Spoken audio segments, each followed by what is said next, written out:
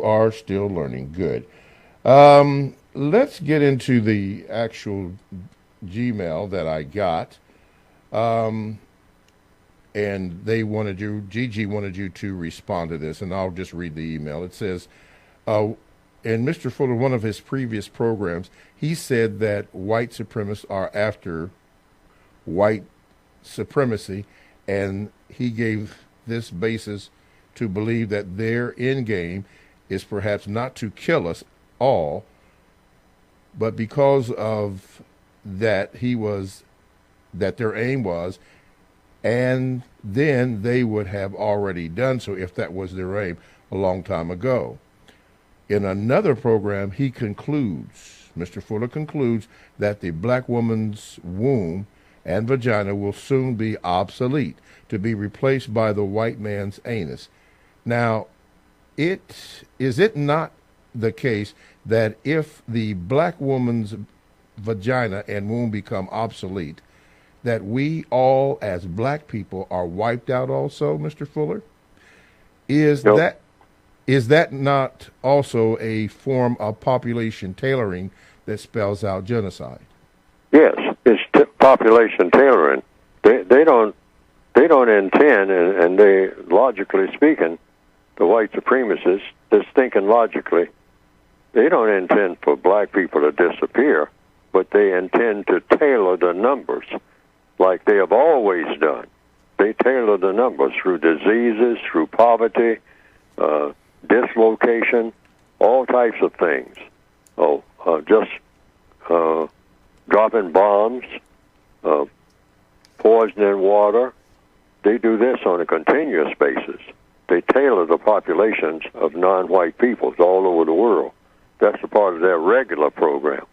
And so they're just kind of amping it up a little bit by saying, well, black females seem to have a lot of babies and whatnot, so if you devalue the black female as a sexual object, or as someone that you have sex with, someone that is desirable to have sex with, and redirect that attention to some artificial source or something or object, then all the better. I mean, then they can control that even better. That's just another method of control. But as far as making all non-white people extinct, or black people, or any variety of the non-white people, any of the classifications, black, brown, red, yellow, no, they just intend to continue to tailor the populations. They'll look at the map of the world and they'll say, well, it seems to be a big buildup along about here. And this will interfere with our future plans, say 20 or 30 years down the road. So it's about time to start something. We'll send a few paid killers in there, and start some mess and get them to slaughter each other and have that go on off and on for the next 10 years and get that population down to where our projection for the next 50 years, it will only be so many people in this particular area, because we got some mining we want to do there. We're going in to get some gold or some tin or some oil, and we only want the population in that particular area to be a certain level when we move in at that particular time, which is probably be about 30, 40 years down the road. We'll probably be doing some exploration. We know that there's oil there, but we don't want to dig it up right now because it would interfere with the market. See, they are business people. The white supremacists are business people. So they'll look and they'll see, well, the population will be such that by then, that those people with, by then they'll be halfway educated and whatnot, and it'll be more of them there to oppose what we're doing when we get ready to mine there. We'll be mining there in about 30 years. And so then we'll have to deal with all these indigenous people. And so if we can cut down the population, or now start tailoring it, and seeing to it that the population is kept to a certain level, then we can just move in and pay off a few of their monarchs or tribal chiefs and whatnot, and they'll keep everybody under control while we take what we want out of there. That's the plan. That's how they think. They make long-range plans, and this is why they're successful at what they do in the greatest enterprise ever thought up, as far as controlling people and materials and whatnot, and that's the system of white supremacy. Okay. Now, you have said on previous programs about the white male anus being the object, and that the black female's vagina being obsolete. Gigi wanted to know what does that mean? Oh, they'll do this in certain places. They'll just say that, they can redirect people's sexual, just like they're doing now. All type of sexual scrambling, because if you can confuse people sexually, you can confuse them very easily in everything else. And the white supremacists understand that kind of psychology. I mean, the sexual drive is a very, very strong drive among all organisms. Mm-hmm. So if you get control of that, and you direct, it has a lot to do with how the mind works, has been proven through this transgender experimentation on a huge scale. And they can expand that or contract it any which way they want to, because among non-white people, because we're very gullible. And we'll just go for anything that looks like it's something different. They know that. So they'll just convince non-white males that the black vagina is, hey, you don't want to fool with that. That's not worth anything. And anything can be a vagina. We can manufacture vaginas in a factory. I mean, we can just do that. I mean, this is the modern day. And so you don't need, something as primitive as the black female's vagina. I mean, we can manufacture vaginas in a factory, and it'll be upgraded and put them on Barbie dolls and whatnot, and hey, that'll be the thing. If they want to do that, they'll do it, and we'll go for it. We'll go for it. You can be convinced of that, because they can convince us of anything, because whom else teaches us, that a gun is important to have, that shooting up the neighborhood is a big thing to do. That makes you a man. They do that. They teach us that. We don't know that until they teach us that. And so we act accordingly. We are their prisoners of war. We've always been, ever since the system of white supremacy was complete. And so they can do the same thing with the sexual things. It's easy to do. Yes. In all of the areas of activity: economics, education, entertainment, labor, law, politics, religion, and sex, and war. Or counter-war. Or counter-war, right. Okay.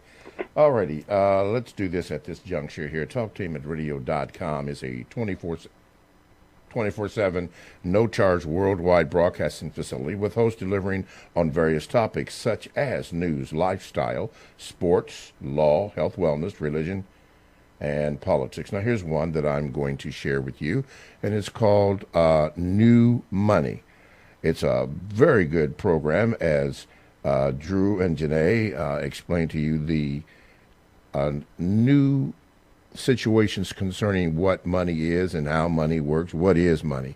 They answer all of your questions, and they call it New Money, maybe investments or whatever. Any question that you would have about money, they will be able to answer that. Now, this program is exclusive to TalkTeamRadio.com, and all you have to do is to go to the TalkTeamRadio.com homepage, and there's a list where you hit programs, and all the programs that we have on TalkTeamRadio.com are listed there, and you can view them. All that coming from TalkTeamRadio.com, radio the way it should be heard. My name is Mr. Bobby. I am the co-host of the Compensatory Concept with Mr. Neely Fuller, and today's topic is the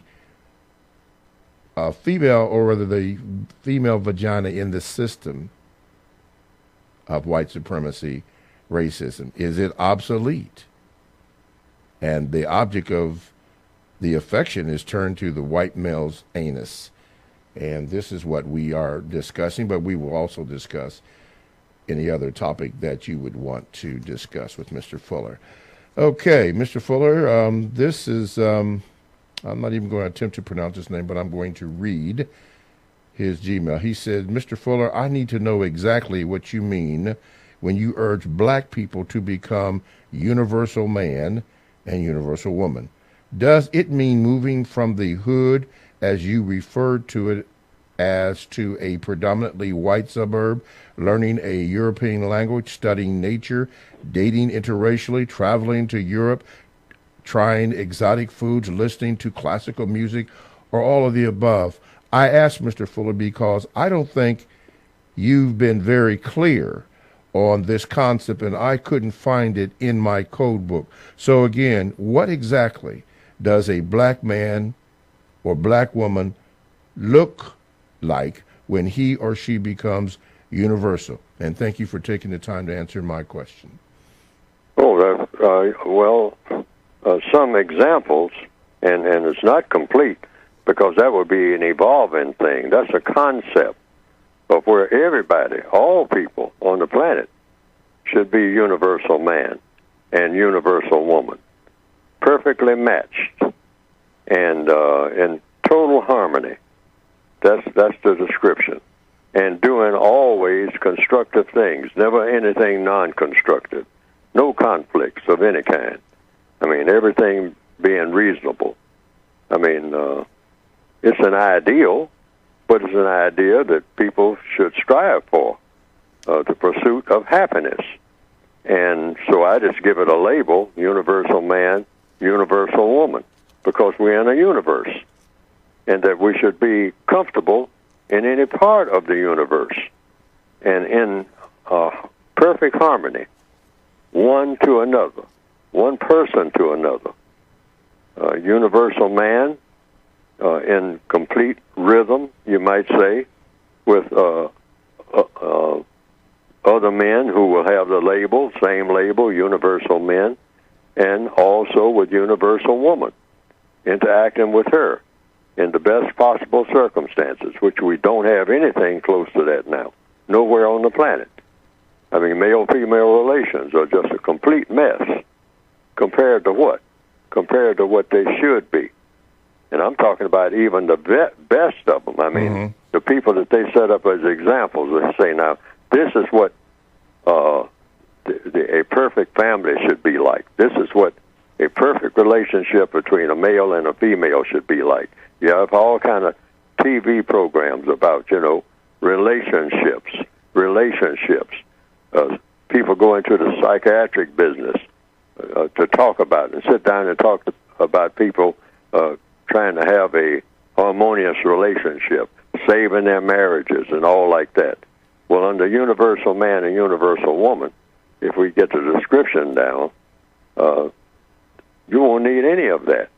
It would just be natural, just a natural flow of things. Get rid of all this stuff that the white supremacists have come up with that engenders conflict, that is even deliberately made to have conflict, one person with another. They believe in conflict. They brag about conflict. This is why they glorify guns. So it's the same thing. So universal man and universal woman, in the textbook, the Revised Expanded Edition, go from page 169 to 170. There are some descriptions of what that would, as a start, would be. I have that on page 169. Okay, wait a minute. Let me get and 170. 169, 170. Of the Revised Expanded Edition of the textbook for victims of white supremacy. Starting where? That's right there near the top. Okay, I'm on Some compensatory suggested basic characteristics. Oh yeah. Of universal man and for universal woman could be as follows. Now, this is where all black people should be aiming for, to be, somebody say, what would we look like? Well, we would just look like people who are black. I mean, if you're a black person who is aiming to be a universal man and a universal woman, it's not just a physical characteristic, it's a characteristic of behavior in all 9 areas of activity: economics, education, entertainment, labor, law, politics, religion, sex, and war. A universal man paired off with a universal woman, that's the ideal, that would be the standard. That would be the standard and the only standard, all right? Other people might take off in different derivatives, but that would be something away from the standard in order to be a universal man and a universal woman. But starting off, some of the characteristics it says here, 169, does not knowingly say anything that is not true. That would be a characteristic of a universal man. Mm-hmm. You never say nothing that's not true. Or universal woman. Whatever you say, it will be the truth. You make sure that it's the truth. You don't convey any type of false information. Now look at what's going on now. Do we have a universal man, universal woman? Wow. Among the people who are leading the world now? I dare say they come anywhere close. I mean, all kinds of hocus pocus, all kinds of things that are not true. Okay? Now, what else does it say? It does not knowingly withhold any information from anyone who needs it for constructive purposes. In other words, if you know anything of constructive value, you pass it on to everyone and hope that they have constructive intent. That would be the characteristic of a universal man and a universal woman. On a job, I mean, you don't hold back information. You go to the person. The person doesn't even have to seek you out and say, I think I have some constructive information for you, something you can use, something that will help you at all times. And I kind of thought of it, and I came across it, or it was passed on to me, so I'm going to pass it on to you freely. Constructive information, free to everybody, all right, to use in a constructive manner. Universal man, universal woman. That's one of their characteristics. They do that. They just automatically do that. What about the bottom of... Hello? Yeah, I was going to say, what about the bottom of page 169? The bottom of page 169? Engages in sexual intercourse no more than 2 times every 7 days. These are just suggestions now for a universal man and universal woman. And use a minimum of time and materials in regard to such engagement. Now, why twice every 7 days, sexual intercourse? Because if you're a universal man and universal woman, you're supposed to be busy doing a lot of constructive things. So this sort of just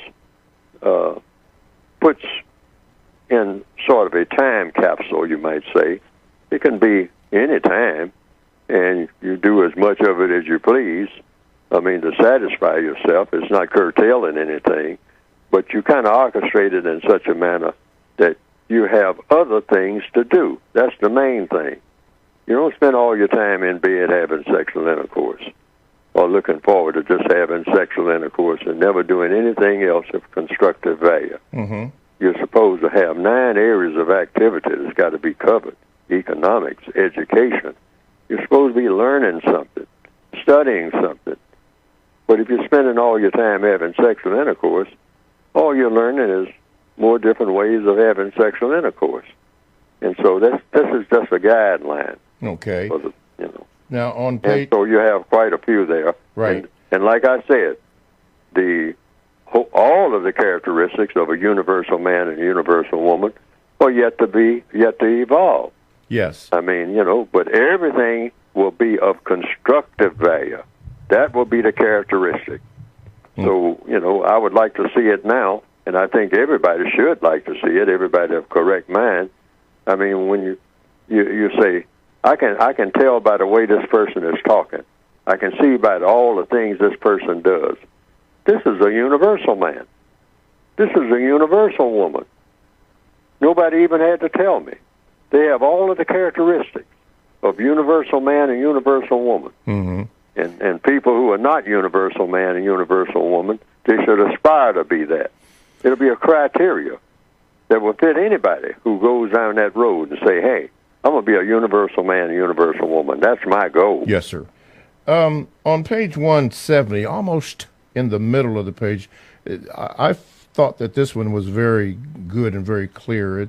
It says, listens to and gives maximum constructive consideration to all criticisms and does so without resentment, rancor, or contempt.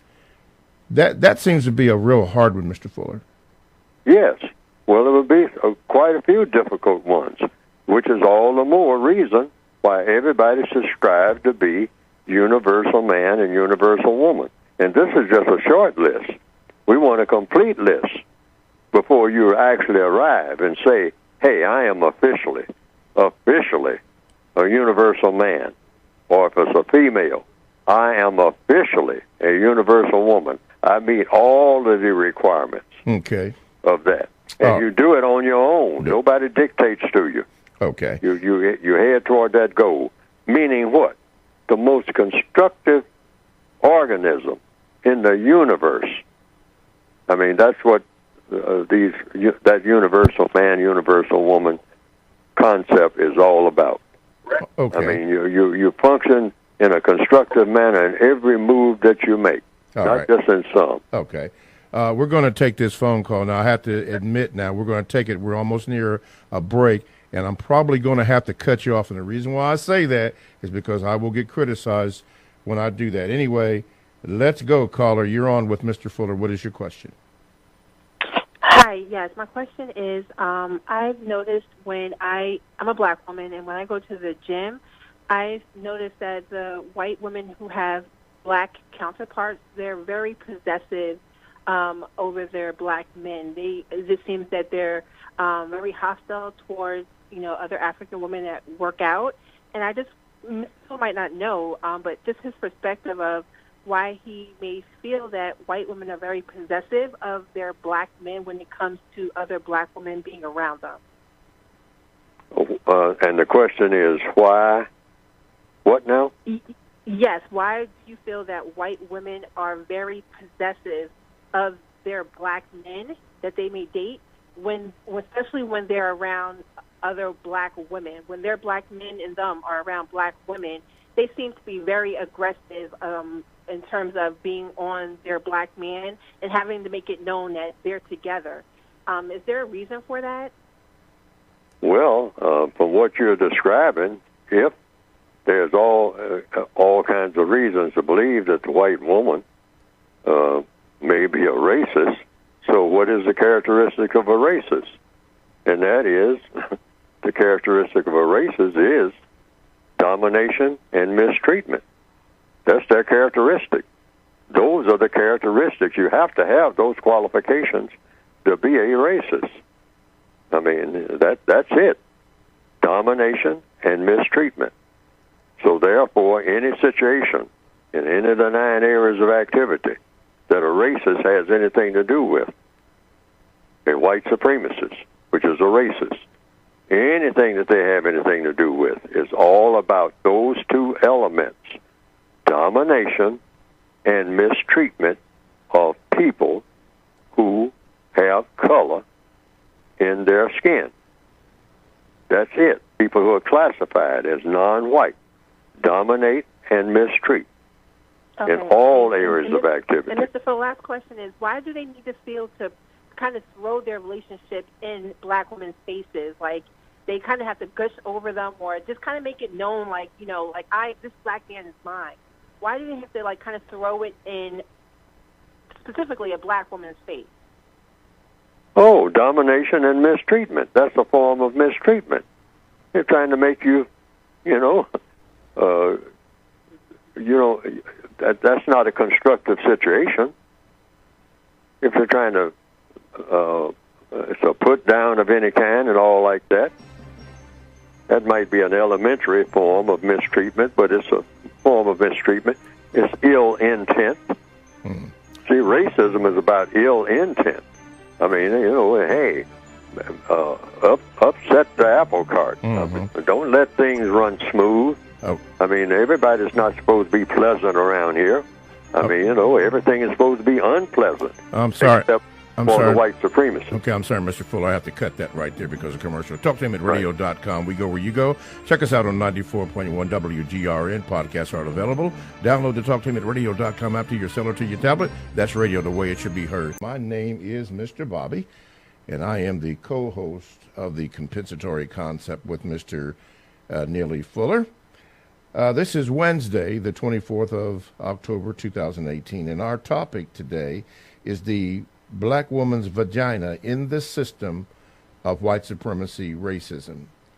And we've had Mr. Fuller addressing it. That is the on topic for the day, but of course you can ask any question of Mr. Fuller, and he will address that. Mr. Fuller, before we move on in that particular area, in the code book, the revised edition of it, the revised expanded edition of it, you have said on the bottom of page 171. Now you've repeated this many times, but I think it stands that it's the reason that we would mention it again. You said all day, every day, all day, wherever you are. You said to ask yourself these four, and I want to highlight basic questions.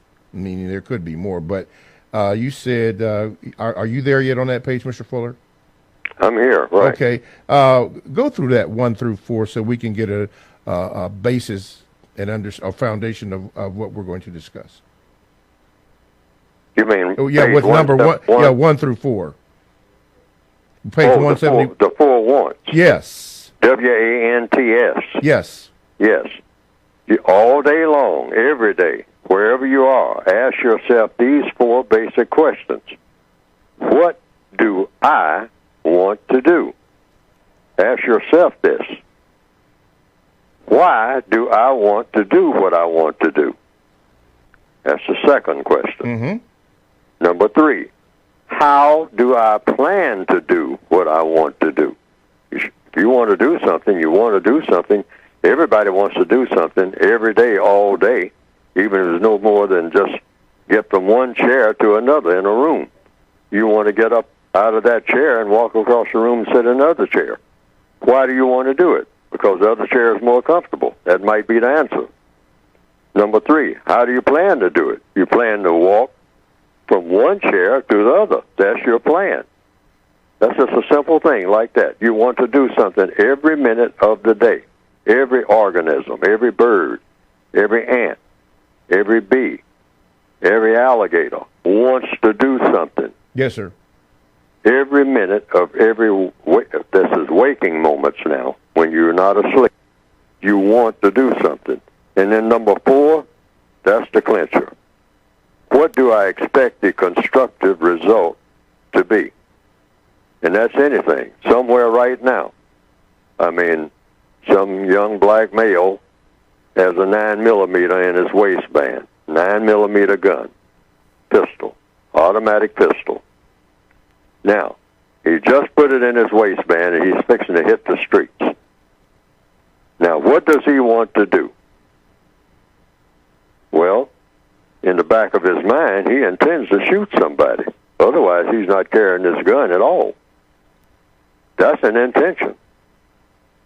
Why does he want to do it? Well, he can ask himself that. Why do I want to shoot somebody? Well, I got to shoot somebody if I'm going to take their money, and get away with it. I ain't going to leave no witness. So if I'm going to rob somebody, I'm going to probably have to kill them and take what little money they got, credit cards or whatever, use them as fast as I can, and try to make that my day.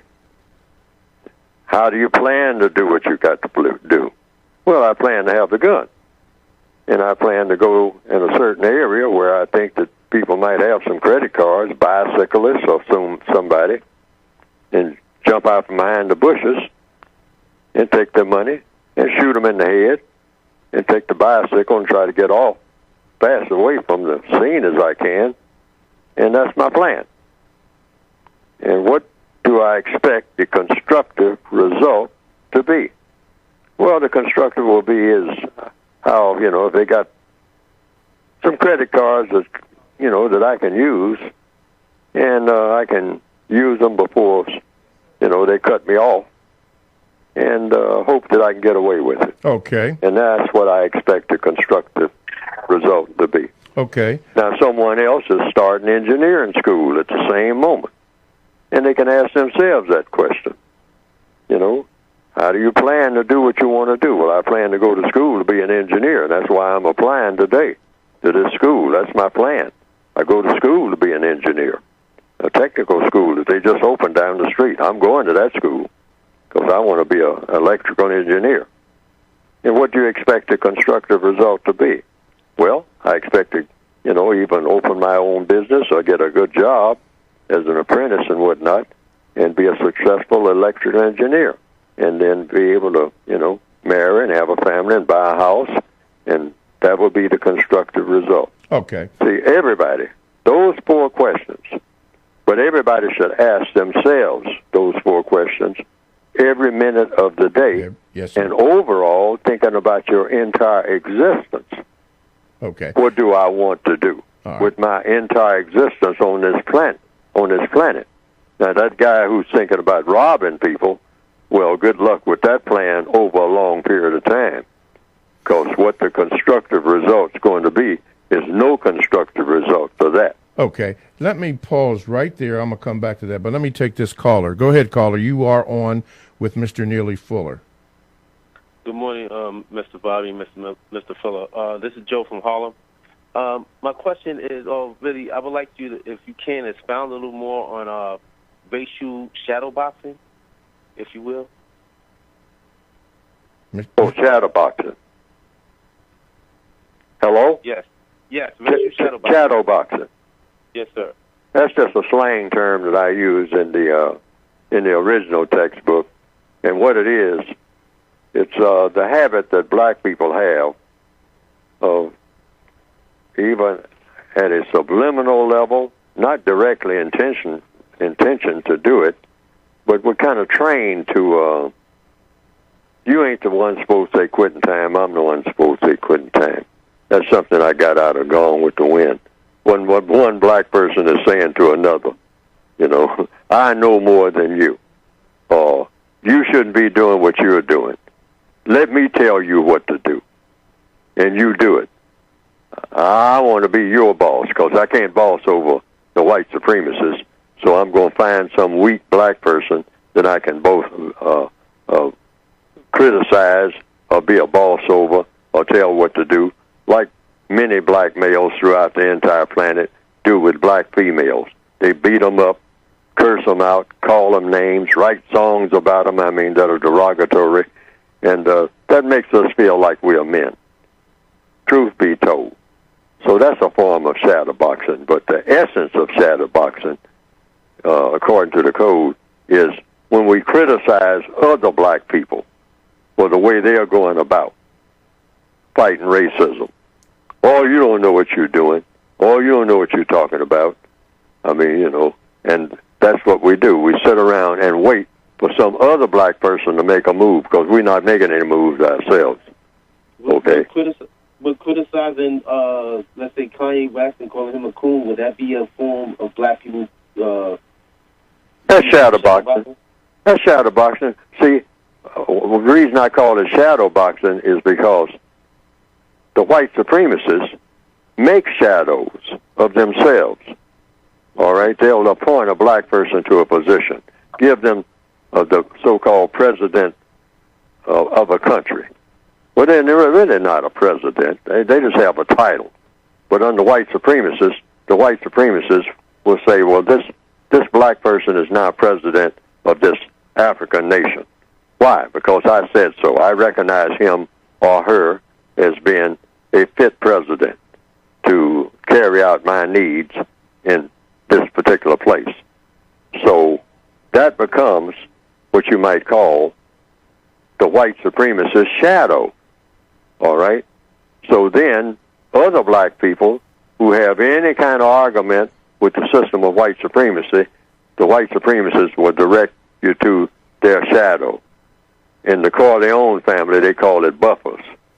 If you use the Godfather format, like Willie Cece at that trial, he said, "Oh yeah, the Corleones had lots of buffers," meaning you never get to the real person that's running things. You spend all your time swinging at a shadow. You're punching that shadow. I mean, that's punching that shadow. And like any shadow boxer, no, when you punch in your shadow, somebody that looks like you, you're not doing anything at all.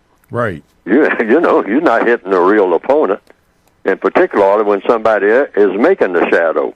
Somebody else is standing over to the side making the shadow on the wall, and you're hitting this shadow. Bang, bang, bang. Just punching it out until you finally fall down exhausted. Now, what have you actually accomplished? Nothing. Nothing. All right? Because the person who made the shadow, they haven't been hit at all.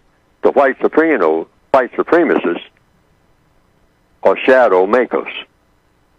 See, they make lots of shadows for other black people to throw rocks at or to take punches at until we fall down exhausted and thinking that we have accomplished something. They can make these shadows faster than you can knock them out because you're not really hitting nothing, no way. You're not hitting the source of the shadow. Right, right. Yes, the white supremacists, they enjoy doing this, and we enjoy going along with it because it gives us the feeling of power. I got rid of that handkerchief head Uncle Tom Negro. See, a lot of us strut around bragging about that. Yeah, we finally got them Uncle Toms off the committee. Now we can really roll up our sleeves and get something done. All right, all the white supremacists do is just come up with another batch of shadows for you to throw rocks at. Because ultimately, you got to do what? You got to face them. Yes. And that's what we're afraid of. Okay. So we cop out by throwing rocks at the next, what we call Uncle Tom, that they're going to appoint to a committee. That's a sport enjoyed by most of us. All righty. TalkTameAtRadio.com. We go where you go. Just download the TalkTameAtRadio.com app to your cell or to your tablet. That is radio, the way it should be heard. My name is Mr. Bobby. I am the co-host of the Compensatory Concept with Mr. Neely Fuller, Jr. And today's on-screen topic is the black woman's vagina in the system of white supremacy, racism. But at this particular time, the 45-minute mark of the hour, we have Mr. Fuller address this book, his book, that we have been referencing throughout the whole show. So, Mr. Fuller, take it away. You can get the book by going to producejustice.com. Producejustice.com. And what will come up on the screen now is the 2016 revised expanded edition of the 1984 edition. You'll see both books on different page numbers at that website. But you don't confuse the 1984 edition with the revised expanded edition of the 1984 edition. Because that's a 2016. It says on the cover, 2016. Yes, it does. The revised expanded edition is the 2016 edition. That's the updated edition. It covers just about everything that's in the original. It was 1984. And it has a lot more material in it. A lot more details and whatnot. But some people, they like the 1984 edition for some reason. So you'll see them both there. But go to producejustice.com.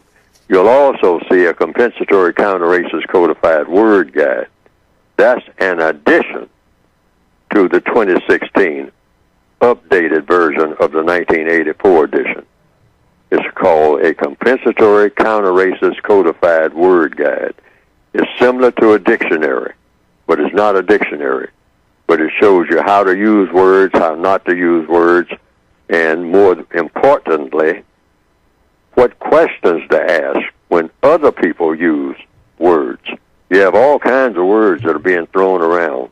Words like conservative, liberal, crime, American. What is an American?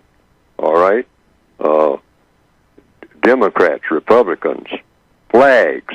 What is a flag? What's the importance of a flag? What's the best way to address the flag issue when there are flag issues? When people are arguing about whether to fly this flag or that flag.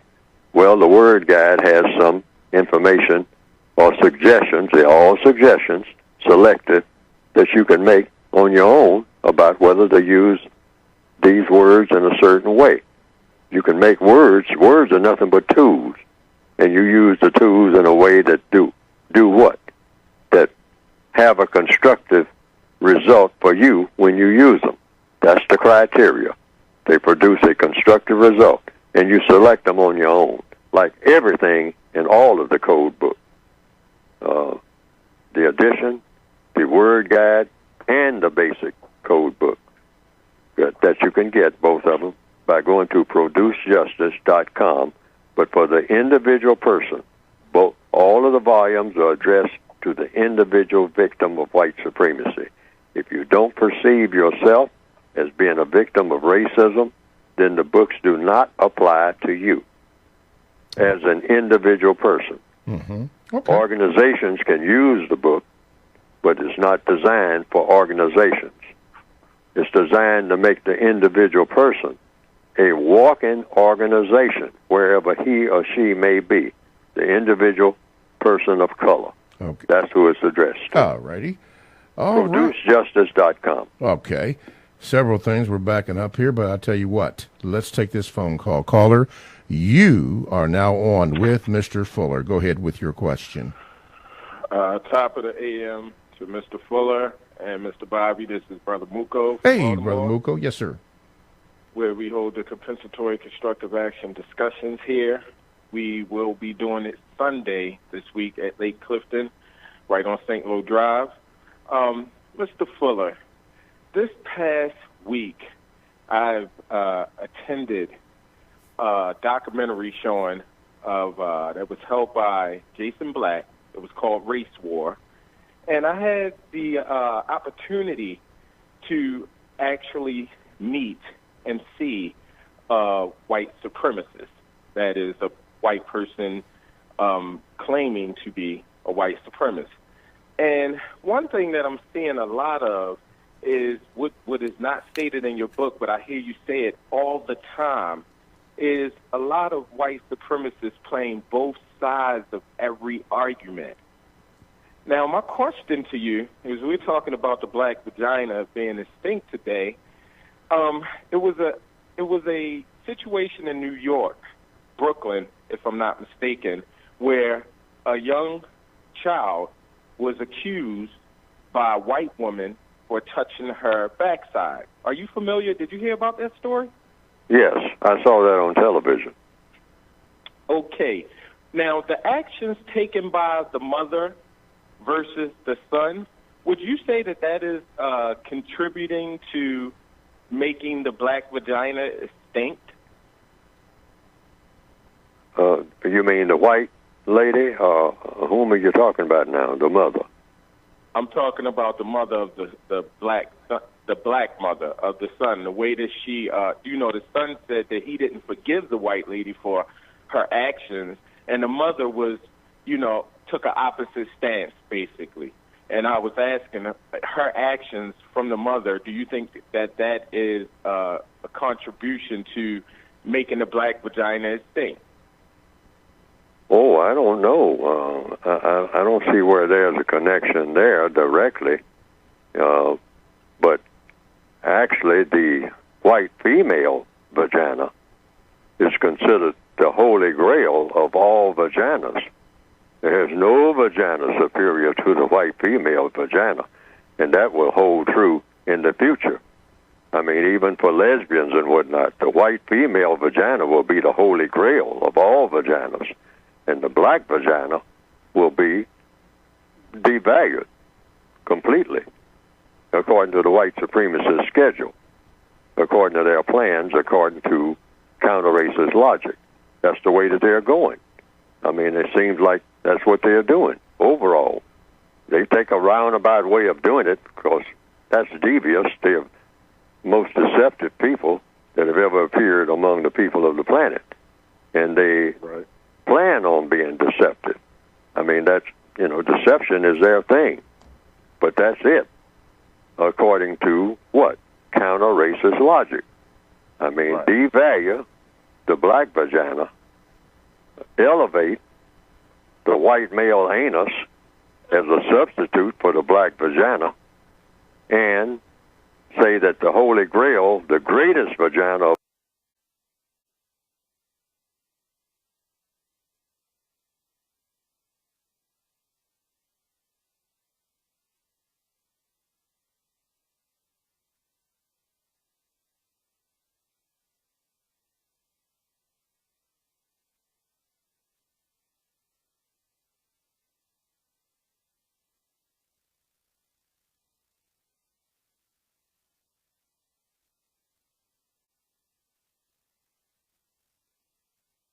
a complete mess of every black person's sexuality, and then elevate the white vagina as being really the total description of sexuality, the total description of gender, because now they are having controversies about what is gender. We might have to abolish this whole thing called gender, but they'll wind up, according to white supremacists' intentions, with, hey, the white vagina is it. Everything else dealing with sexuality is just a bunch of mess. But why the white male anus? I don't get. The white male anus is just a stepping stone to glorifying the white female vagina. All right, and to have the black male chasing after the white male anus as a substitute for the black female vagina, because the black female vagina will be a non-entity, will be something that's strange to the black male in another 20 or 30 years. I mean, what is that? I mean, I don't want to have nothing to do with that. The black female vagina? Me? No. Oh, no. No. Now, white male anus? Oh, yeah. Oh, yeah. Well, that's right. That's where I'm going. All right? And then, ultimately, the white female vagina. Now we're talking. Now we're talking about real sexuality. Everything else is just something to do. It don't even have nothing to do with sex. I mean, but that white female vagina, that's the Holy Grail. That's Jesus. That's Buddha. That's everything. Okay. Brother Muko, thank you so much, man, for your call and your care unit, what you're doing down in Baltimore. Appreciate it, man. Absolutely. All righty. Thank you. All righty. Mr. Fuller, before we knock off this first hour, I want to go back to the bottom of page 171, the wants. And as you were describing all those, what do I want to do? Why do I want to do what I want to do? How do I plan to do what I want to do? And what do I expect the constructive result to be? As I was listening to that and your explanation of that, that seems to me, and I could be wrong, so help me, because I'm listening as I am hosting the show also. That seems to me like a code. Sure. Everything in the code book is a code concept. Okay. Code all right. Concept. All right. Code just means a way to get things done. Yes, sir. That's all a code is, a fire code, an electrical code, a plumbing code, but not just to get things done any kind of old way. That's why it's called a code. A code is something that once you try it and you keep doing the same thing the same way, you get a constructive result. That's when something becomes a code. That's why a plumbing inspector will come up and say, this building is not up to code as far as the plumbing is concerned. You're going to have some leaks in pipes in about 5 years.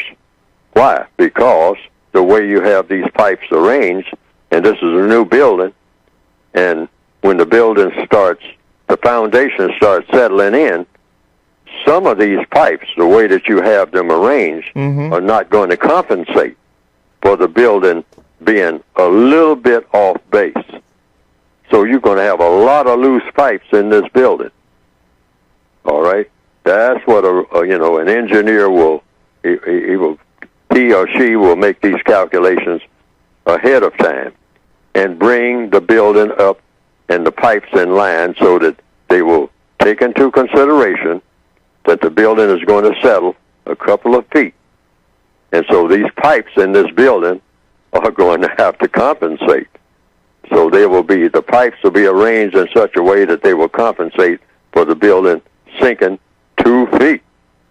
That's a lot of feet for an entire building, when you start talking about plumbing and wiring and a lot of other things. But if they have a way of figuring that out in advance, then it won't happen. Okay. Then they'll say your plumbing specifications are up to code. So you have taken that illustration, and probably many others, to what it's going to take to produce justice, which we have never had.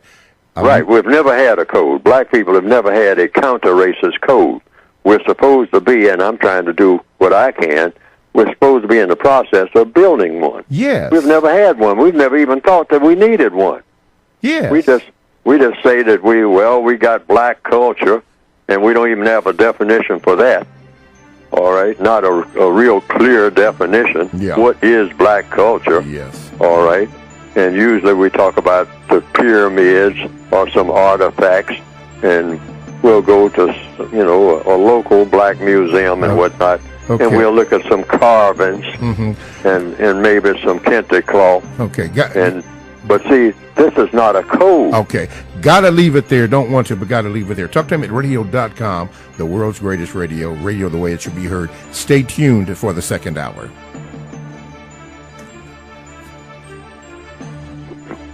Thanks for listening to The Compensatory Concept with Mr. Neely Fuller, heard exclusively on TalkTainmentRadio.com. Talktainment Radio, worldwide sound. Talktainmentradio.com. We give you a reason to come. The world's greatest radio. We give you a reason to stay. Radio, the way it should be heard. You got the power. The views and opinions expressed are those of the host and guest and not necessarily those of TalkTainmentRadio.com, the management, the staff, or K&E World Network, LLC. Live call-in talk show. Dial 1-877-932-9766 and join the conversation here on TalkTainmentRadio.com. This is The Compensatory Concept with Mr. Neely Fuller, heard exclusively on TalkTainmentRadio.com, the world's greatest radio. Radio, the way it should be heard. And now, Mr. Neely Fuller. If you do not understand white supremacy, which is racism, what it is and how it works, everything else that you understand will only confuse you. Only confuse you. Only confuse you. Okay, TalkTainmentRadio.com, we go where you go. On the world's greatest radio, you're in touch with the Compensatory Concept with Mr. Neely Fuller Jr. I am your co-host, Mr. Bobby, and this is Radio, the way it should be heard via TalkTainmentRadio.com. Today's subject is the black woman's vagina in the system of white supremacy, racism. If you missed the first hour, make sure that you get the chance to get the first hour, being today, Wednesday, October the 24th, 2018. Very good questions so far, and which we really appreciate. Mr. Fuller was discussing a code, and that is taken from page 161 of the revised 171 of the revised expanded edition, and he was explaining the importance of having a code. And my brother, he doesn't mind me using his first and last name, Victor Palmer, wrote this, and I'm going to sum it up. He said, my problem is the global system of racism, white supremacy. That is my only problem. I am being mistreated and subjugated 24/7. It affects me in all areas of my life. For example, law, labor, education, entertainment, economics, politics, religion, sex, war, and counter-war. Then what is the solution? Replace racism with justice? Black people need to meditate, not celebrate. We need to stop pretending and denying reality. We need to see our lives for what it is and not for what we wish it to be.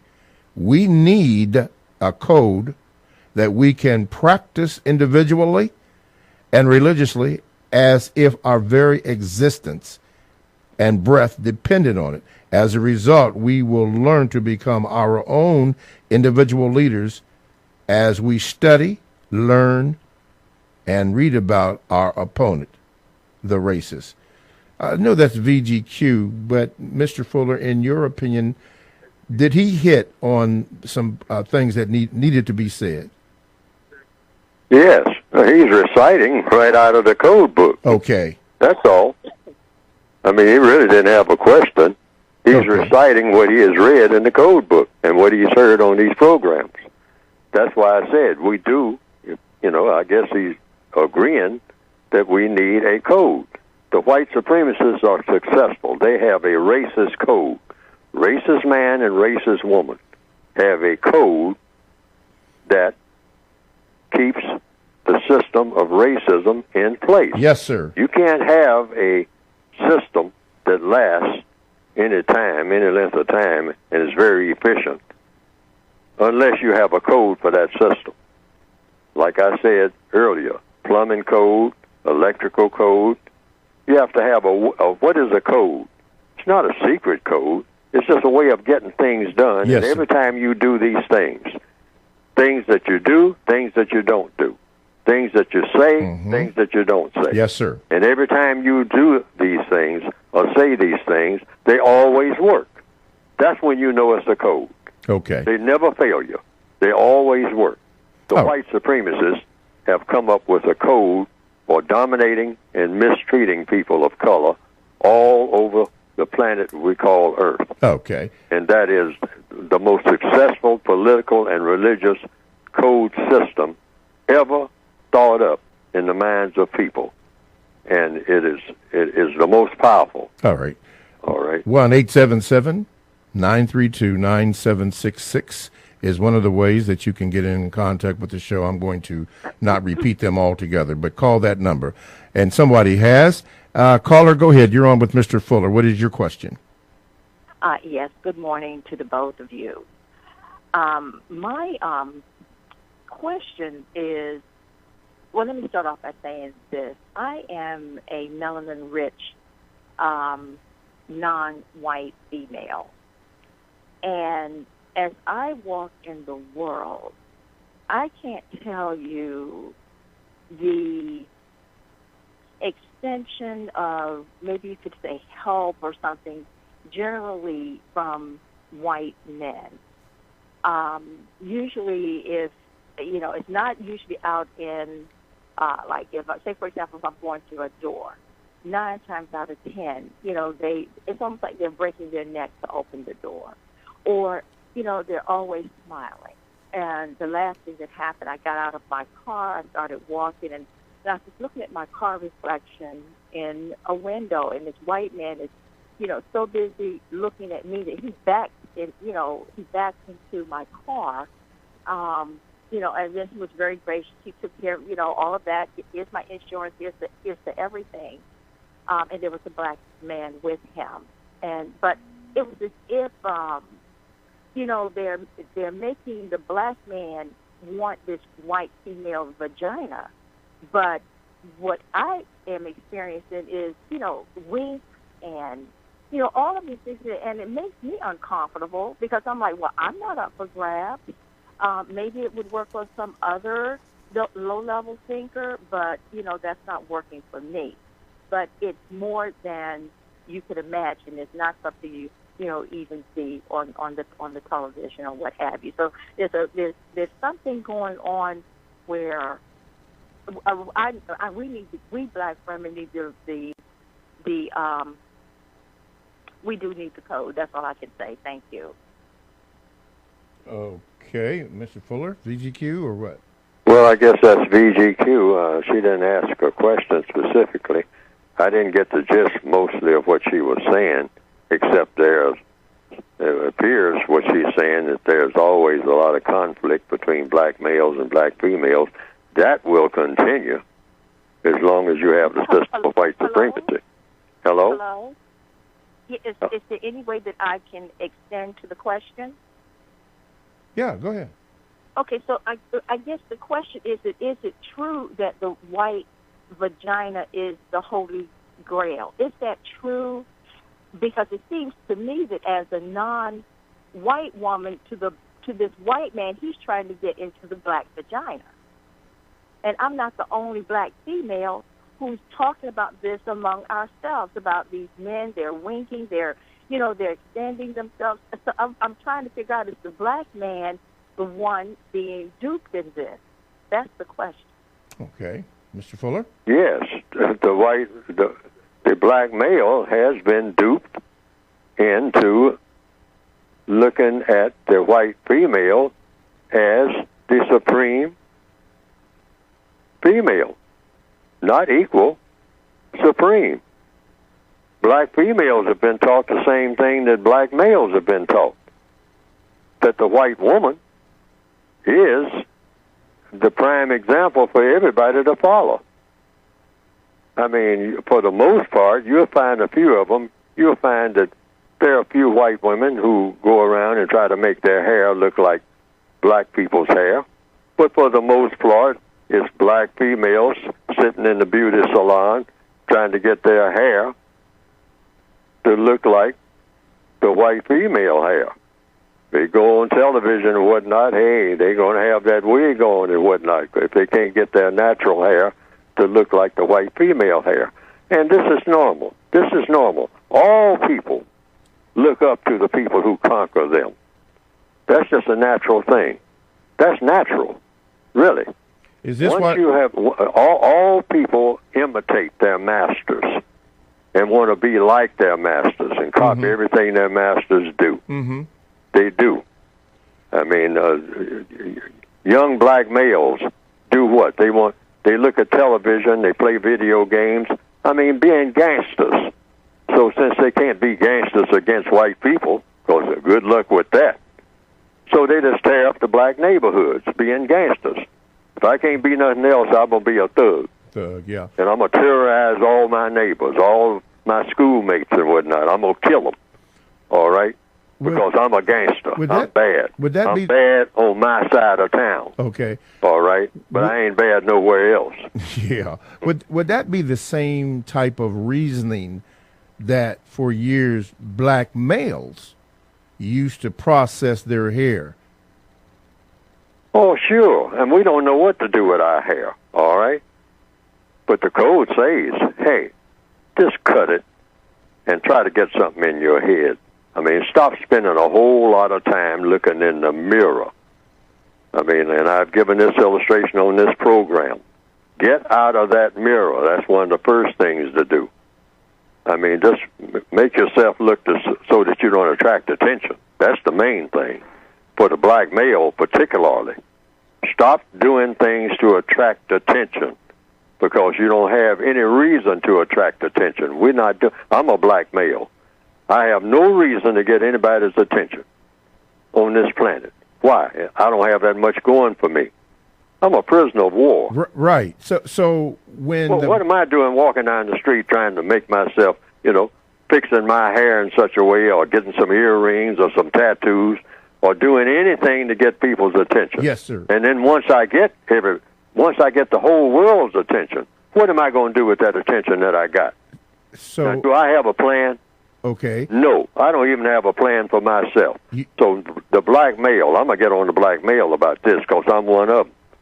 Stop trying to get the attention until you have a reason to get somebody's attention so that when somebody does pay you attention, they have a constructive reason for doing so because you are doing something that's out of sight constructive. Okay. Just walking down the street, taking up the sidewalk, making a whole lot of noise. That's us. Okay. So like we're so starved to be men and don't have no idea of what it takes to be one.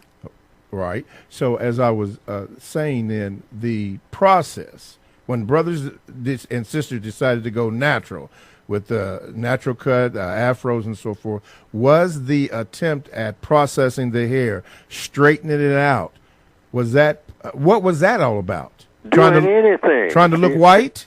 See, the code says don't do anything to attract attention. Right. I got that part. Except do something constructive. Once you start doing something constructive, I mean, as an organism, I'm talking about just as an organism in the universe. That's what I mean by universal man, that type of thinking. Universal man. And for the females, universal woman. Stop trying to get people's attention and you don't have any constructive reason for doing so. Do something. See, it comes down to not how you look, it's what you do. That's what makes you attractive. The white supremacists, there's nothing about them that's attractive within itself. What makes a white person attractive? It's not their appearance. It has nothing to do with their appearance. It's what they do. Stop and think about it, folks. Stop and think. Let me be calm while I'm doing this, because I'm kind of getting excitable myself. Okay. I have to not be emotional and be mathematical. What makes a white person attractive to the non-white people? Non-white people in caravans now. Which way did the white people go? All right? What makes these white people attractive? It's not their appearance. It just seems to be their appearance. No, it's what they do. And what is it that they do? They go to the moon and back. All right. Now we're getting somewhere. They make the microwave oven work. Oh, they produce the microwave oven that works. They lay out, they go where there are dirt roads, and they make pavement where there were dirt roads, so that now you can run your little scooters up and down the pavement and your fancy cars that they make. All right? That's what makes them attractive. People are attracted to people who accomplish things. That's a law of what? The universe. But thinking you can walk up and down the street doing something with your hair, or doing something with your nose, or doing something with your feet is going to be of any lasting value when you attract everybody's attention, everybody stop what they are doing, the person stops fixing the car or putting up a building to look at me, a Negro, walking down the street, and I say, hey, I'm trying to get your attention. Everybody stop what they're doing and look at me. I'm important. I'm important because of what? What am I accomplishing? What is my track record as far as constructive activity is concerned? That's what people are attracted to. Truth be told, stop and think about it, folks, all over the world within the sound of my voice. What are people attracted to other people for? It's for something that they are actually doing more than anything. Oh, yeah. You'll get to the place where you recognize them as being attractive on the kind of way they look. But underlying backing that up is what they do overall. People who are doing constructive things will always attract people who are just standing around looking for something to do because they don't know what to do. And that's black people. Okay. All over the world. All over the world. TalkTameRadio.com is a 24/7, no-charge, worldwide broadcasting facility with hosts delivering on various topics such as news, lifestyle, sports, law, health, wellness, religion, and politics. And here's one that I'm going to share with you. Your Time to Travel. It's a very, very good program, and it gives you the latest information on various destinations in and out of the concept called the United States. Brother Ricky Tyus is one of the co-hosts of the program. And all you have to do is go to the TalkTainmentRadio.com homepage and look it up. Look under programs and look it up, and then check it out and see the latest information that you can get for traveling. Your time to travel, exclusive to TalkTainmentRadio.com. That is radio the way it should be heard. My name is Mr. Bobby, and I am the co-host of the Compensatory Concept with Mr. Neely Fuller. We have been discussing the topic today, the black woman's vagina in the system of white supremacy, racism. So when you call in, you can have a question for that or any other subject that you want to discuss. One of the another ways to contact or get in touch with the program is to see and hear it by going to the YouTube channel and typing in the word Talktainment. And then you can scroll down to where it says radio and then type in radio and then scroll down to Talktainment number 2 and you're there. And while you're there, hit the like and subscribe button. Okay, let's go to the phone lines. Caller, you are now on with Mr. Fuller. What is your question? Good morning, Mr. Bobby and Mr. Fuller. Yes, sir. Mr. Fuller, can you please expound on your definition of man's shadow or shadow of a man on page 218 of the Word Guide? 218 of the Word Guide. Yes, sir. Let me look at it. What does it say here? 218, okay. I have the Word Guide here. Man's shadow, shadow of a man. And what does it say? It says, use these terms to apply to any black and or non-white male person who exists any place in the known universe at the same time that white supremacy exists. Yes, you can use that term. I'm a man's shadow. I'm the shadow of a man. In other words, once the white supremacists made me their prisoner of war, I became what you might say in a slang term, the white man's shadow. I'm black. I'm non-white. A shadow is dark, all right, and or black. And I'm just a shadow of them. Why? Because I am their illegitimate child.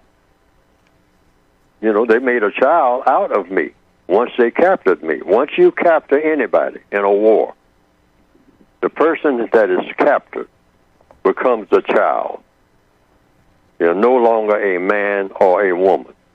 They're girls and boys because they become the shadow of the people who have put them into captivity. That's basically what that means. Mm-hmm. I have a long explanation. It's too long to read on this program on page 218 of that, as you have just pointed out, the caller. And so you can just read that explanation, those people who have the book, textbook for white supremacy that you can get by going to producejustice.com.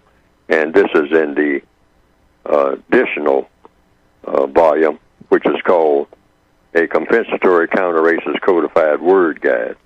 And that's on page 218 of the Word Guide. Mm-hmm. Man's shadow, the shadow of a man. And that's what I am. I'm a shadow. I mean, I wear the clothes that the white supremacists say that, you know, that are appropriate for me, and what is not appropriate, and how I wear them, and all like that. I speak the language that they give to me. In other words, I'm just a shadow. I'm not a real man, because that was taken away from me once I became captive, and I was born in captivity. So I'll never be a man inside of the system of white supremacy. White supremacy has to no longer exist for me to be a man on my own, all right, a universal man preferably, because I'm in the universe. But I can't be any of that. I can't even be a man, not to say anything about being a universal man. I'm a boy. I'm a subject. And I'll remain that right to the grave. And even in death, I will be subject to the white supremacists because they tell me where I can be buried or cremated or whatnot. Why? Because they are white supremacists. That's why. So I'm just their shadow. That's all. That's the best that I can be under their tutelage. Mm-hmm. Because they're not going to allow me to be anything else. In order to be something else, we have to actually get rid of the entire system of racism. There's nowhere to run away from it. And replace it with what? A system of justice. And that, of course, that will include a functioning universal man and a universal woman who would be the first people in recorded history to practice justice, because justice has never existed in recorded history. Okay. Let's go here from the Gmails, and I hope that I am pronouncing this brother's name right. Nizaniel from the UK said that Mr. Fuller has stated why is the most important question for victims to ask. Why merely gives us the white supremacist motivation. Anyway, using the counter-racist compensatory logic, I would put forward that the question of how is of greater importance, reason being how it better allows us to understand the mechanics of the system and so be better placed. What he said in response, because you did, Mr. Fuller, answer his question, and apparently you answered it sufficiently. He said, I live in the UK, and so just got a chance to listen to Mr. Fuller's response. Very helpful, Mr. Fuller, and thank you. And then he goes on to say that he is intelligently brilliant individual who has taught me a hell of a lot about every aspect of life in a very short period of time in comparison to my 30-plus years on this earth prior to learning from him. I do hope that he has many years to come in which he continues to pass down to other black victims of racism, white supremacy, his knowledge and wisdom and understanding. Thank you, Mr. Fuller. Regards, Nizaniel. So he just wanted to thank you for breaking it down and helping him understand what you had mentioned about how, or rather why you had broken down why is the most important. He was very satisfied with your answer. Okay, so Nizaniel, I did that for you. Well, go ahead. I thank him for those compliments, but the compliments is I'm just trying to be a vehicle, and I want people to help me because I'm a prisoner of war. Well, all prisoners of war, according to logic, are equal. So it's just a matter of just finding out things and trying to move along to solve these problems, of which there are thousands of them that need solving. Okay. And so it's nothing unique about Neely Fuller. I just make mistakes like everybody else makes. And so, but I try to look down and, if I stumble over something, look down and examine what I stumble over. What causes me to stumble? Mm-hmm. What causes me to fall and break my nose? Yes, sir. All right?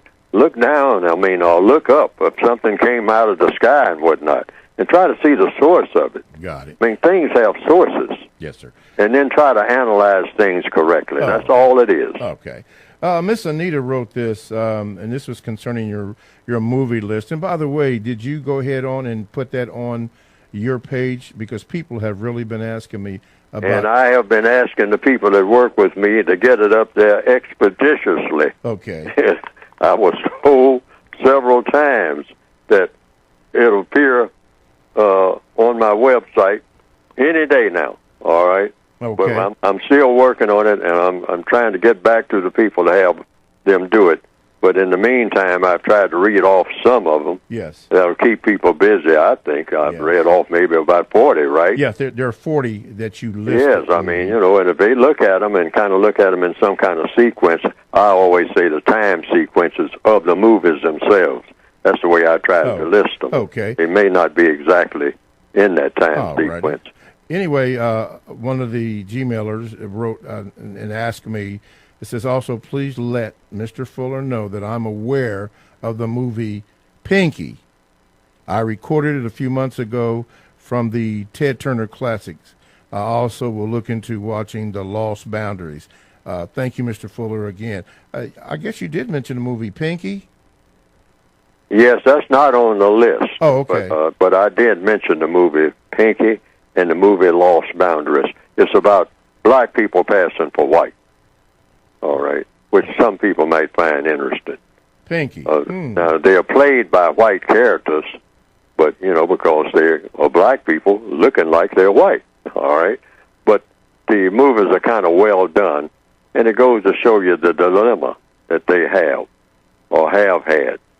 And so they're interesting from that standpoint. Mm-hmm. All of the movies that I have listed are movies with all kinds of lessons, and not just the lessons that the movies are supposed to be about according to title, but just lessons about people in general, ways of thinking, and what causes people to think certain ways, and to do certain things based on their thinking, because everything comes from the way that you think. Yes, sir. All right? So it's just studies in people, period, white and non-white. I think we have that on the screen, Pinky. It's in black and white? Yeah. Yes, I think both of those movies are in black and white. Yes. Yeah, they have that on the screen. If people who have YouTube can see that on the screen. I was looking for, did we have Imitation of Life on there? Because I don't see that on there. Wow. Right, that's not on my list either. Okay. But these are movies that people can look at. Just because they're not on a list of what I recommend, I looked at a movie on TV last night that I hadn't seen in some time. It's not on my list. It's called Separate Tables. It's a very boring movie. A lot of females will like it because a lot of the movies I have on my list are movies that females will like, including some of the war movies, like D-Day, the 6th of June. You would think is all about the fighting. There's very little fighting going on, battle scenes, really at the last of the movie. Okay. But it's basically a so-called romance or love story or male-female interaction. Alrighty. I put it on the list for that reason. Okay. Let me do this. TalkTameAtRadio.com. We go. Our topic today is the black woman's vagina in the system of white supremacy racism. Today's date is Wednesday, October the 24th, 2018. Let's go to the phone lines. Caller, you are now on with Mr. Fuller. What is your question? I have a comment. When you talk about the black vagina in the system of white supremacy, the woman called and she said that she don't see it like that. And I think that Dr. Neely Fuller is, on point with that, how white supremacists try to extol or, promote, the white vagina as the most holiest of grails. But in true reality, through entertainment, y'all talk about movies and so forth, through entertainment, they are always trying to mount the black woman. They always try to, say, no, they don't try to. They are the most irresistible males, irresistible, male in the role, in entertainment. And I think, and I want to correlate that with the fact that he says that, the white woman's vagina is extolled as the holy of holy grails and so forth. But in reality, the white supremacists know that the black vagina is the holiest of grails. Okay, Mr. Fuller, your comment? Yes, that's a viewpoint. But the white supremacists also want to continue to be white supremacists. So they do whatever it takes as far as the images that they put out that will give them the most power. So they say things that are not true all the time. They have to, all right? But they can make things look like something that they are not. And that's what they do. And that is the essence of the system of white supremacy, deception. They make things valuable that are not as valuable within themselves as they appear to be. But they'll say that, that a rock called a diamond is valuable. Why? Because I said so. And you say, well, of course you said so. That's not a criteria for anything. And then they will pull out their gun and say, what did I just tell you? Mm-hmm. See, that's how they do everything. So if I tell you that the black female vagina is worthless, all right, I'll back it up with force or by making it worthless, treating it like it's worthless, all right? Yes. Oh, yeah. White males, go in and out of black vaginas, on a wholesale basis all over the world, as long as there's been white supremacy. Mm-hmm. That's a part of their getting it established and whatnot. Yes. But they hold up the white female vagina. Well, now, this is, hey, you're talking about rubies. This is the gold standard. Yes. Okay? The white female vagina, that is the gold standard. Yes. The black female, that's just cosmetics. Yes. That's over there on the cosmetic counter. You want the real diamonds? Go over here where the white female is when you start talking about vaginas. Now, that's the real vagina. And you say, well, why? That's not logical. Not necessarily. Why you say that? I said it because I could. Yes. Boy, hear me. Yes. Dummy. I said it. Yes. I said it. And you say, well, who are you? I'm your boss. That's who I am. So I said it. Your boss said it. Mm-hmm. Well, yeah, but it don't make sense. It makes sense because I said it, boy. All right? Now, I'll get this whip, and I'll get this shotgun, and I'll see how much sense it makes. Mm-hmm. And then we go for it, and we understand that because that's real power. And especially for those who are familiar with the term CGI, especially right now for those who may be technically proficient in that area. CGI, computer-generated images.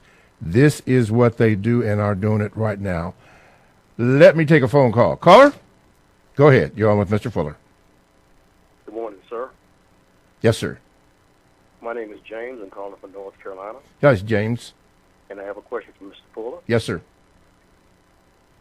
Mr. Fuller, the idea and purpose of people striving to become universal man and universal woman is extremely admirable. However, in his book, The Destruction of Black Civilization, Great Issues of a Race, from 4500 BC to 2000 AD, Dr. Chancellor Williams provides concrete evidence that points to the fact that black people of modern times are destroyed as a result of their ancestors' seemingly innate desire to unite in universal brotherhood with foreigners, such as Europeans, Arabs, and Asiatic people. Those are people who were then and now are classified as white or not black. If solid historic evidence is used to predict the outcome of making another attempt at that, why should we expect a more constructive outcome for black people when racists demonstrate that they have no desire for their future offspring to become non-white? And in order to become universal man and woman, people are going to have to be non-white. Mr. Fuller? Oh, universal man and universal woman will all be non-white? Is that what you're saying? That's what I'm saying, sir, because if we're all going to get together in universal brotherhood as universal man and universal woman, white would have to disappear. Well, not necessarily, according to logic. See, because white people do exist, okay? Now, I put it in my textbook. Now, this is not to discount anything that Dr. Chancellor Williams said, but I have it in my textbook that white people are here, just like you have all type of species of creatures, insects, animals, birds, and whatnot. They are here. They are here by a creator. A creator put them here. Whatever created us, I guess, directly, indirectly created them. Now, some people say that they are something weird that showed up. White people are something that's kind of out of sync with the rest of the universe, and so a lot of people debate that and all like that. and that they actually should not be here. Okay? Now, people have said that. I say I don't know about that. But if that is the case, then they will disappear anyway. All right? If they're not supposed to be here, they will disappear anyway. But my whole point is, sir, they've got a system in place to try to preserve themselves forever if they possibly can. It might be possible.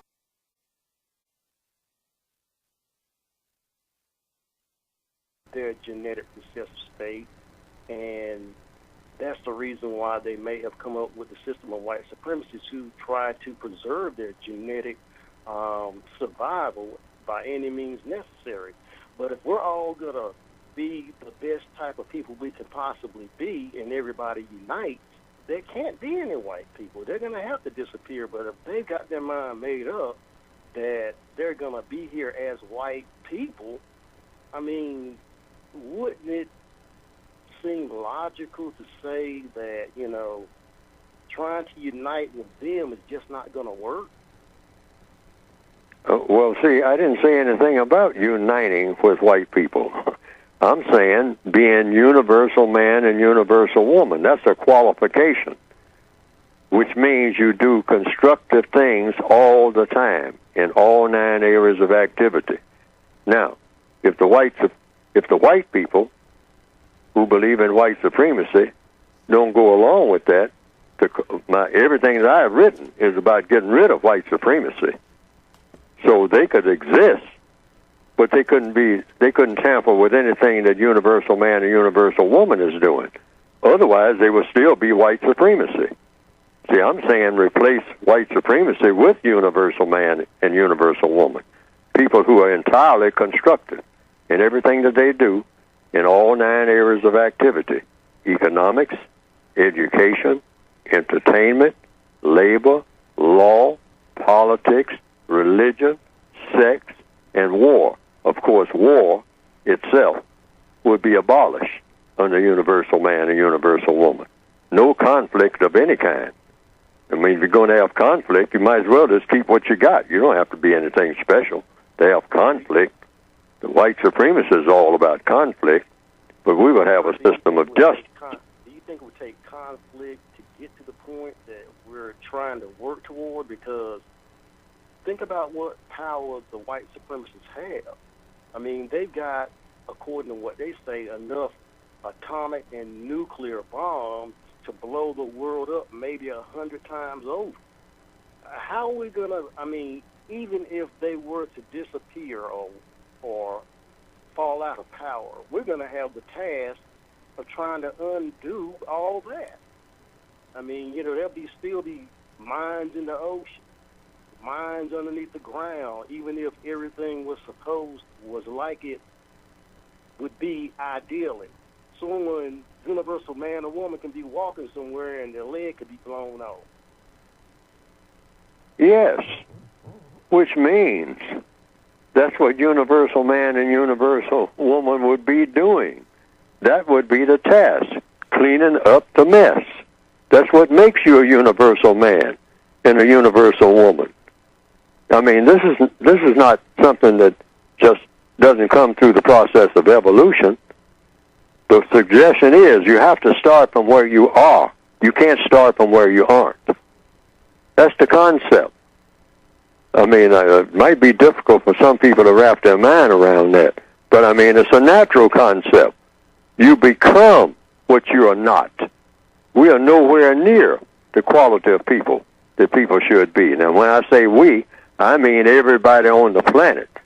We're nowhere near the quality of people that we should be, but we should be evolving toward that. We're not even making that attempt because we're too busy copying the ways of the white supremacists. That's just it.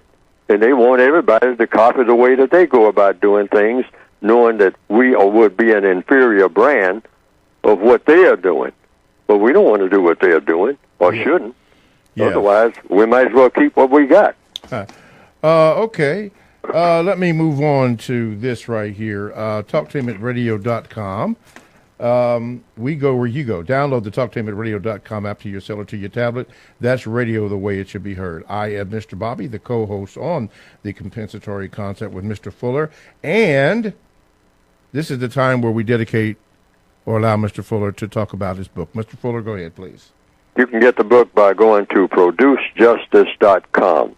That's producejustice.com. Because after the initial thing, on the way to being universal man and universal woman, you have to produce a thing called justice, which means balance between people. Balance between people means what? Guaranteeing that no person is mistreated and guaranteeing that the person that needs help the most gets the most constructive help without fail, all 24/7 throughout the entire planet called Earth.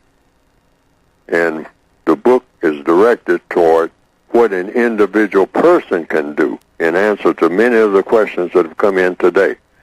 What the individual person can do on a daily basis to bring that about, because it's got to be done by individuals. It's been proven that organizations can go so far, but the white supremacists can control organizations. Once you get a name for your organization, and most organizations have a name, then the white supremacists know how to control language. And through language, they can control your organization because it has a title, it has a name. But a system, the United Independent Code System concept, which is the title of the book, is a compensatory code designed for the individual person. So when the white supremacists start saying, I'm looking for the leader of this organization, the leader of the organization is every individual person who takes just one part of a counter-racist code and puts it to use. That's the qualification. You just take one part. So the white supremacists, if they start looking for who are these people, who are these codified people, he's talking about everybody who does anything of constructive value, and that person is a person of color. So there's no way for them to stop that. That's what the white supremacist code is about. That's why it is so invincible. That's why it's so strong, because it's not an organization in the way that we think of organizations. The white supremacists are a system, and that system is based on a code, and the code means each and every individual person is an organization, and that's why they're successful. The black people, the non-white people of this planet, do not have anything similar to that. But we can build one overnight. Just make that decision. What we need is a code. And what is a code? A code is all about what you do and what you don't do. What you say and what you don't say. That's all a code is when it comes to a political code or religious code. It's what you do and say and what you don't do and you don't say. And we need one that's designed to counter racism by what we do and what we don't do, and what we say and what we don't say, each and every minute of each and every day. And each individual will be doing and saying those things will have the most constructive result all the time. Then that's when we know we got a code that's working. Not just a concept of a code, which is what we have now, which is what I'm trying to present in the textbook for victims of white supremacy. It's just a concept until it actually becomes a reality. And you can get the guide for doing this by going to producejustice.com. It's just a beginning, folks. It's not an end. You don't have the end until all problems are solved. Okay, with that being said, let's go to the phone lines. Caller, you're on with Mr. Fuller. Go ahead, please. Sure. Hello, Mr. Fuller, Mr. Bobby.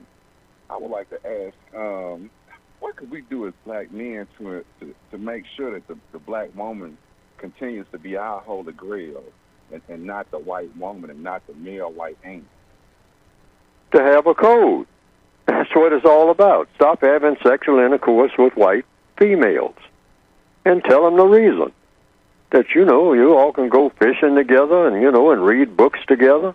It's not against that. It ain't personal. It's business.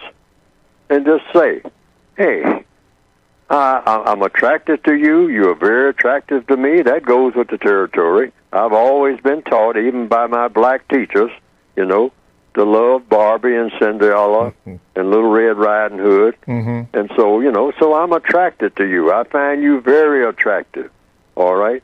But there will be no sexual intercourse.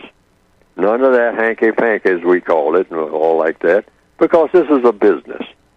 And if I have sexual intercourse with you, that's the black male talking to the white female now.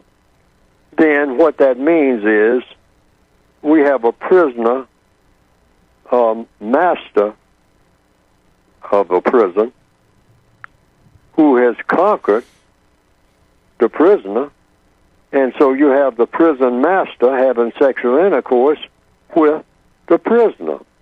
And that's not an equal relationship. Cecilia, or whatever her name is, the white lady, we're not equal. We're not in an equal situation. It doesn't have anything to do with how you feel about me and how I feel about you. We got that. I want to be with you right now. I mean, I'm hot to trot. All right, and you want to be with me, but I just can't do it. It's against the code. Be a violation. We have to be equals first, because you have the master position, Cecilia, because you're white in a system of white supremacy, and I'm a prisoner of war of the system of white supremacy, and that's not an equal relationship. That's child abuse, because I'm in the position of a child. I'm not a man. You're a full-grown woman because you're white. And I'm not a man, regardless of how old I get, because I'm a prisoner of war. Now, you got to understand that. That's the deal. So let's make this business deal. We'll go into business together or whatever, but no sexual intercourse, because now you're capturing my mind, what's left of it, all right? And once we get into that, we're just making the situation worse. That's the way that goes, folks. I'm trying to put out ideas, that we haven't thought about in a certain context, because this is the way it is, I think. And if it's not this way, I want somebody to start calling in and telling me that it's not this way. Okay. Let me get this last caller in. Mr. Fuller.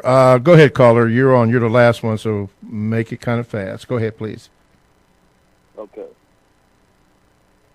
Yeah, go ahead. Non-white people eliminate white supremacy on the planet by collectively rejecting the monetary system white leadership provides?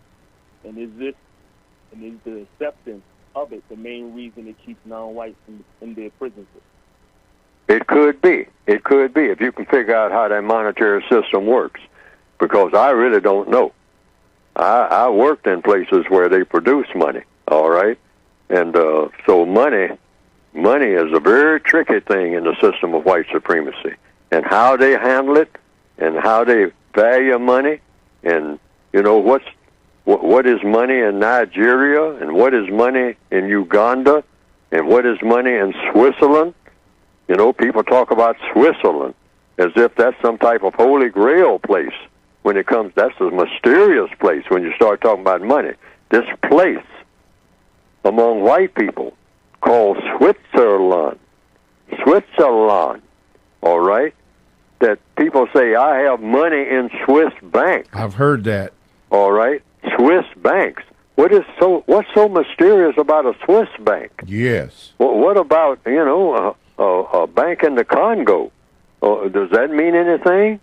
See, it's mysterious. Mm-hmm. So if we can figure out that monetary system, yes, if you can figure it out.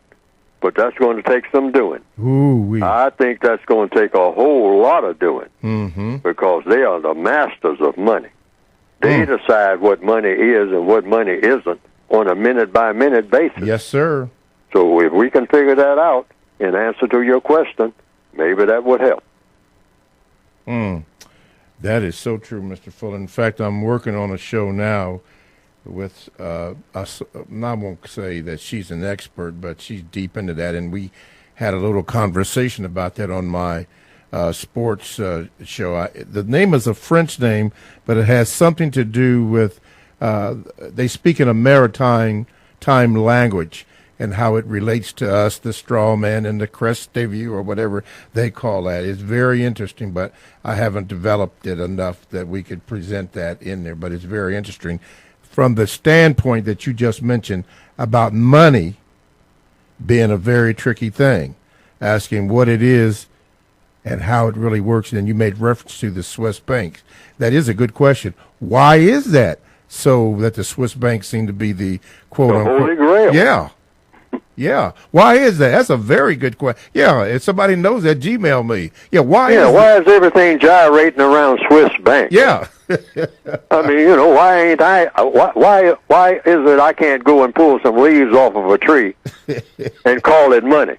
Yeah. All right, because it's green. Okay. Stick it in my pocket and say, hey, I'm rich. Leaves on trees is now money. Yeah.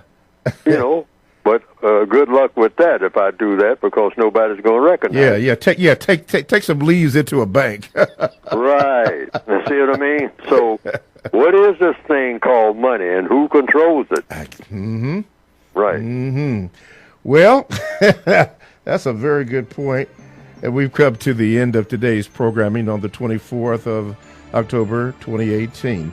TalkTainmentRadio.com, the world's greatest radio the way it should be heard. Thank you for the pleasure of your time. Thanks for listening. Thank you, Mr. Fuller. Thank you, callers. Thank you.